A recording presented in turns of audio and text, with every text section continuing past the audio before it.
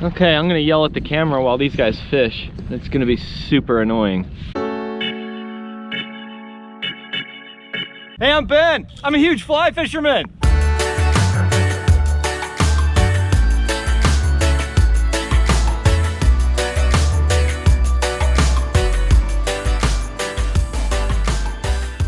Let's talk about casting in the wind. As huge fly fishermen, we can deal with a lot of stuff. We can deal with some adversity. Cold, rain, snow, clouds, lack of beer. No, that's unacceptable. But wind can cause us a lot of problems. Right, guys? So I'm gonna share with you a few tips to make it easier to cast in the wind. First, let's talk about your gear, your tackle. You can up your rod size and use a bigger one than you normally do. You can increase your line size by 1. You can overline your rod and use one size bigger fly line to help load the rod better. Some people like to do the opposite though and use a lighter, thinner line to cut through the wind. I don't think that works real well though. Oh, people do it. But let's get real. You're just gonna use the same setup you always do. So let's learn how to cast it in the wind. First, there's a few things you can do to minimize the effect the wind is gonna have on you. Such as, you can fish leeward shores or slopes, get yourself out of the wind. That might be a good idea. But sometimes getting yourself out of the wind isn't really possible, so you're just gonna have to deal with it. I'm gonna teach you how. You can try to put the wind at your back or on your off shoulder. Your off shoulder is the side that you don't cast on. Like I'm a right-hander, my left shoulder is my off shoulder. Probably what I tend to do most in the wind is overpower the rod just a little bit, but that's risky. You generally don't want to overpower the rod. That's not a good idea.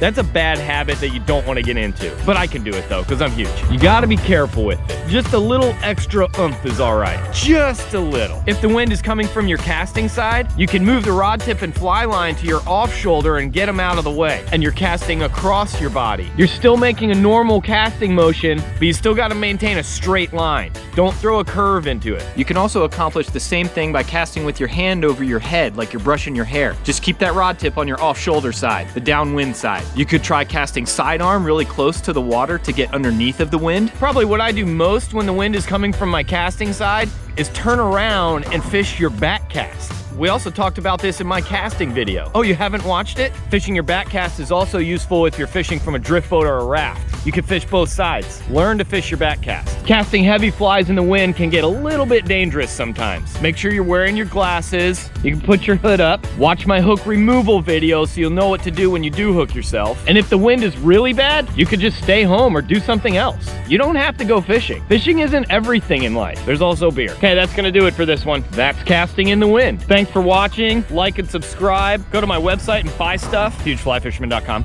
Go practice your casting in the wind and stay huge.